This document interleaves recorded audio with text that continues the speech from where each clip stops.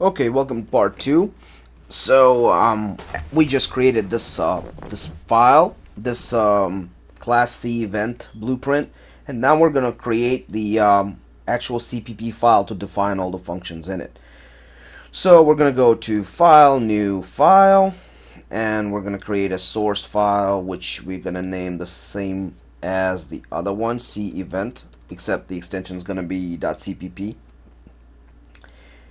And again, we're going to edit to both debug and release targets. Finish. Okay.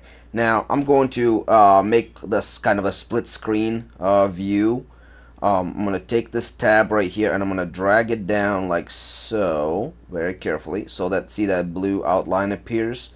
And that splits my screen so that my file that we just made is right here at the bottom, and then I'm going to type right here at the top. That way we can see what we're, the functions that we're going to refer to. So the first thing, oh, by the way, we forgot something important last time. I apologize. Right here, this SDL event, this is not going to be visible unless we also include SDL. So I'm going to type #include SDL.h. And it might be something different in your case. In my case, the SDL.h is located right in the include folder. Okay. So now we go up here, and in this file, we're gonna include CEvent.h, which is this file right here. And now that we've included it, we can start defining its functions. So the first one is obviously the constructor. And guess what? This constructor is going to be blank, which means it's undefined. That's what those empty brackets mean. See, I could have done it like this, but I'm just saving space. So I'm putting these like on the same line as the header. The next one is the destructor, which is again the same exact thing. We do not define it. Now, on event, which is the only function that is actually going to get defined. So void CEvent on event, SDL event. Alright, so this is going to be the function that defines, and actually let me go ahead and move this back up here so that you can see the whole file, because this is going to be a long function. So this function is going to receive a pointer to an event structure, and then based on that event structure decide what to do. So this calls for a switch statement. We switch event type. Okay, type is going to contain what type of event it is, and then we start going through our cases. So case number one, we have an event called SDL quit. That's what happens when the user presses the button at the very top. Let's go ahead and define all the cases.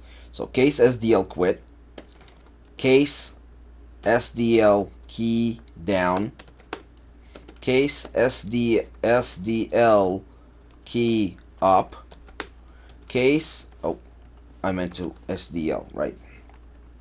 Case SDL mouse button down, case SDL mouse button up, case SDL mouse motion, and I believe that's about it. Let's see. Key down, key up, mouse button down, mouse button up, mouse moved. That's, I think, all the events that we need for now. So we're going to put in a default case and terminate that. That's just saying that if anything other than these events happen, we don't care. Just ignore it. Default. Now, here is where we're going to call all these different functions we made. So in case it's a quit, we simply call on exit and we break out of it. That's the simplest one of all the cases. Now, if it's key down, what we do is we call on key down, and as parameters we pass the information that's contained inside the event structure. So in this case, it's event.key.keysim.sim for the key, and then event keysim mod for the modifier, and then event keysim Unicode. All right, and again, we're gonna break this up so that it doesn't cross the 80 character margin. That was simple too, and then we're gonna break that case. Now key up, exactly the same thing, absolutely identically the same thing. And I know I could have copied and pasted it, but I feel like typing. So also, I feel like when I type and when you see stuff being typed, it makes you remember stuff better, you know. So you know how like sometimes on the websites they say type your password. When you're registering, it says type your password, and then it says confirm your password, or type your email and confirm your email. Well, you know why like they do that? They do that for you to make sure you typed in your email correctly. Now, I know some people like me like to copy it and paste it a second time because I'm so confident that what I typed in is right. But then, you know, I think that that's probably not the best idea, because they do it for you, not for them. They ask you to type that in twice to make sure that you're typing in the right email address, because what if you make a mistake and then your information is going to get sent to somebody else? So I'm sorry, I had to pause the video there for a quick second because somebody was knocking on the door, it felt like. So, event keysim, keysim, and Unicode. Exactly the same thing. So the point I was trying to make is that it's sometimes better to retype, you know, to really remember what the remember what you're typing. Make sure you're doing it correctly. So on key up and then break. Now mouse button down, that's kind of a non-specific event, because we have, if you remember, we have separate functions for that. We have like left button down, right button down, middle button down, but here we only have one event, and that's called mouse button down. So we're gonna have to break that up into which button was actually pressed. So we are going to, underneath this case, have another switch statement. Okay, and that's going to be, so in case the mouse button down was passed, then we're going to check the event button. Okay, we're going to check which actual button was pressed, and then here we're going to have its own switch, you know, our own switch with our own cases. So let's go ahead and put this break here so we don't forget. So it's like switch and then break, and then inside this switch we're gonna do case SDL button left. Now, and if that's the case, if button left was actually pushed, then we call on L button down, and we pass to it the information from the event. So it'd be like button X and event button Y, right? And then we break that. Then in case it's SDL button right,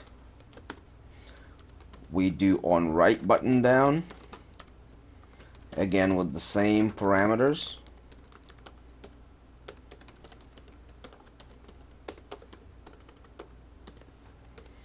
Okay, and oh, little misspelling there, SDL button right. And then finally, if it, don't forget to break, by the way. And finally, if it's SDL button middle, right, then we do on M button down.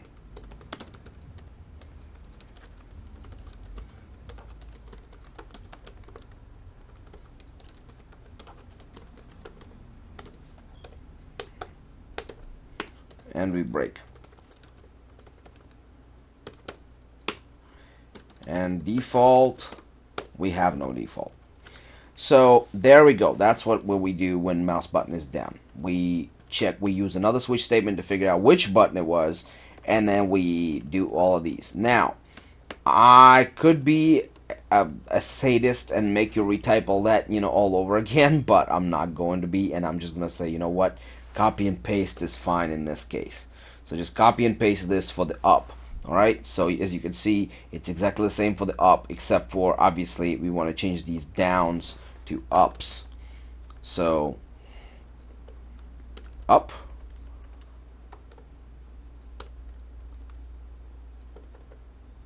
up, on M button down, on R button down, let's see, on, alright, so there you go. That's all we need. And finally, we have this last function, which is in case of mouse motion. Now, this is going to be a tiny bit tricky. We are going the way we pass the parameters is going to be a bit tricky. So,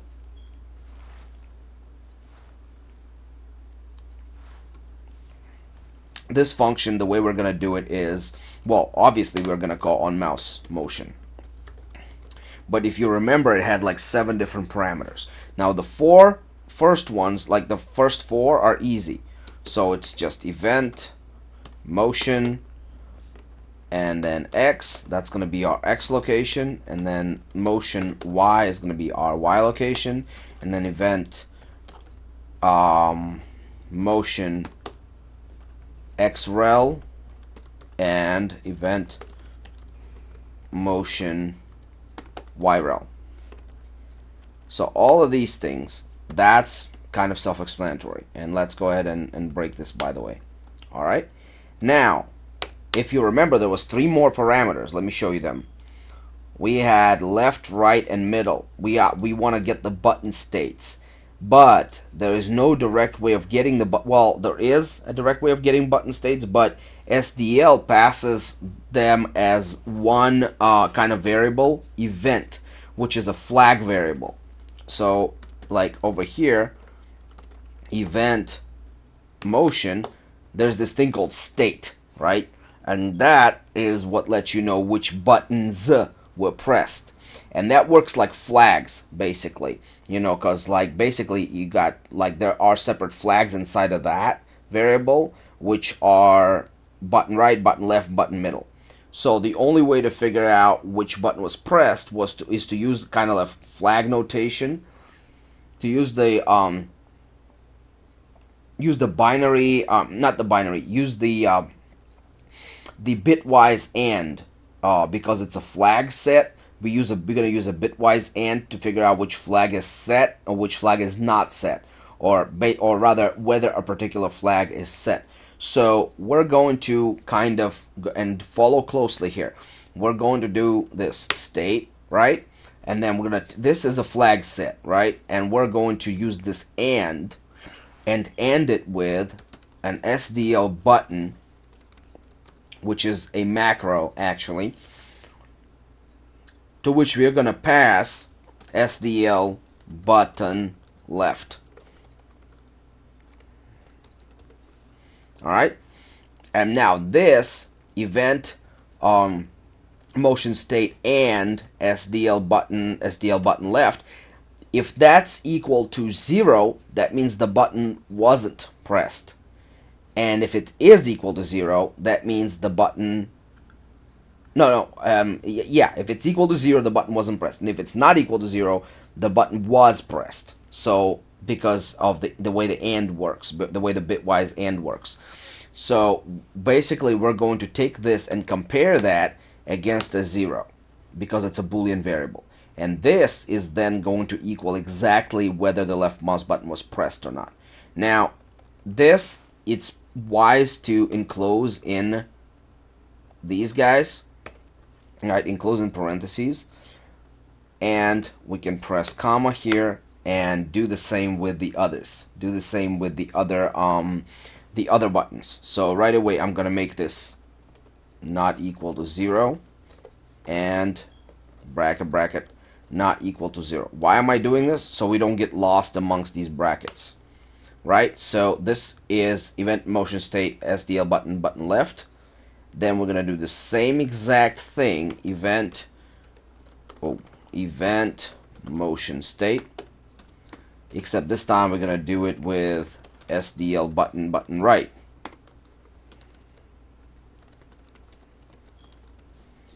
And so we don't cross the 80 character mark, I'm gonna go ahead and move this and then like indent this 1, 2, 3, 4.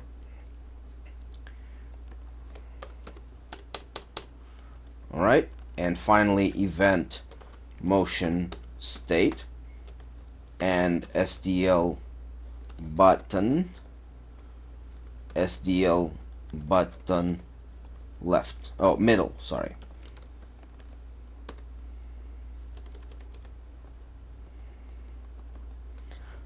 Alright, so now we're actually calling this function properly. So we passing the motion x, motion y, x relative, y relative, and then the left button state, the right button state, whoops, left button state, right button state, and middle button state. And that's that. And then finally we break that, and our class is ready to go. Okay, and now let's go ahead and compile this file. We're not going to compile the whole program yet because we don't have a main program yet. But we are going to just say compile current file and see what happens. Whoa. Okay. We missed something very, very important. We forgot to specify a void on every one of these functions, which they are. So we gonna have to do this void thing. Alright, so that's in the header now. If you don't see that, that's the header, and all of these functions, they are virtual, but they also return void, or they return no value. So we got to make sure that that's on there. There you go, and there you go. All right, and also, I just realized this is only the one function. See, now we actually have to define all of these others, but that's very, very easy because none of these functions are actually going to get defined here. We're not going to define them. We're going to define them, but as stubs. What that means is each one of these functions is going to simply be like have a blank body to it. So what I'm going to do is I'm going to just do this giant copy and paste. I'm going to copy all of these functions. I'm going to put all of them into the CPP file. Right? And then I'm going to do a little, first of all, I'm going to get rid of this virtual thing, because you only have to say that they're virtual once in the H file, in the header file. You do not have to say they're virtual in both header and CPP. In fact, you shouldn't, because C++ compiler will have an issue with that. So get rid of this virtual thing, and then add these qualifiers, the CEvent qualifiers, in front of every function to make sure that the compiler knows, that the compiler knows where they came from. So that, and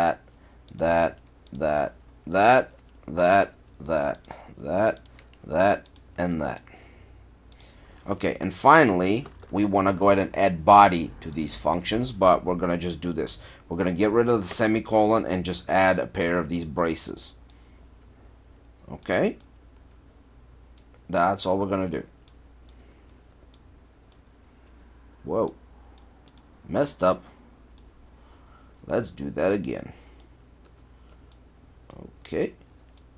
Okay. And okay. Whoa. Messed up one more time.